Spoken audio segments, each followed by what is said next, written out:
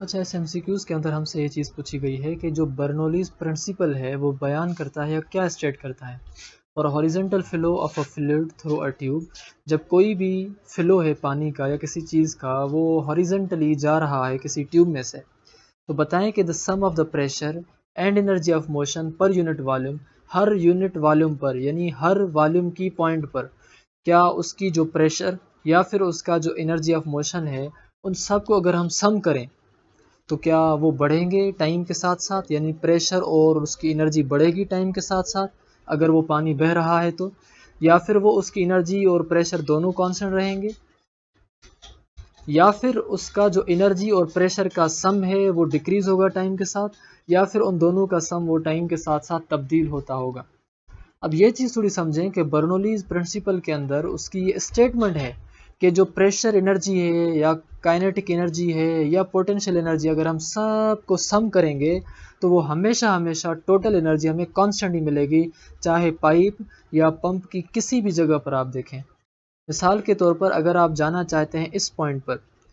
और आप जाना चाहते हैं इस पॉइंट पर, या फिर आप जाना चाहते हैं इस पॉइंट पर pressure, kinetic energy, potential energy, pressure, kinetic energy, potential energy, यहाँ पे सम करेंगे तो भी आपका कांस्टेंट जवाब आएगा, यहाँ पे इन तीनों को सम करेंगे तो भी आपका कांस्टेंट जवाब आएगा। तो इस हिसाब से आपका जो ऑप्शन सही होता है वो कांस्टेंट है, क्योंकि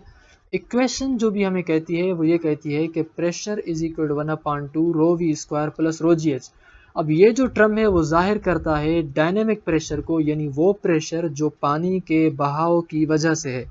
पानी के मोशन की वजह से। और पानी के मोशन की वजह से ज़ाहिरी बात है जो एनर्जी होती है, हम उस एनर्जी को क्या कहते हैं, हम उसको कहते हैं काइनेटिक एनर्जी। मतलब ये हिस्सा जाहिर करेगा काइनेटिक एनर्जी को, ये हिस्सा जाहिर कर रहा है स्टैटिक प्रेशर को। मिसाल के तौर पर ये पाइप यहाँ से इतनी हाइट गया है,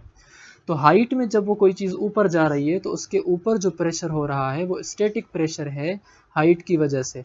और वो प्रेशर उसकी हाइट यानी उसकी पोजीशन की वजह से है। तो स्टैटिक प्रेशर को आप ऐसे भी कह सकते हैं कि प्रेशर जो है वो शो कर रहा है उसकी पोटेंशियल एनर्जी को। यानी कि यहाँ आपने इसकी काइनेटिक एनर्जी भी देख ली, आपने इसकी पोटेंशियल एनर्जी भी देख ली और आपने प्रेशर भी देख लिया। अगर आप इन तीनों को सम करेंगे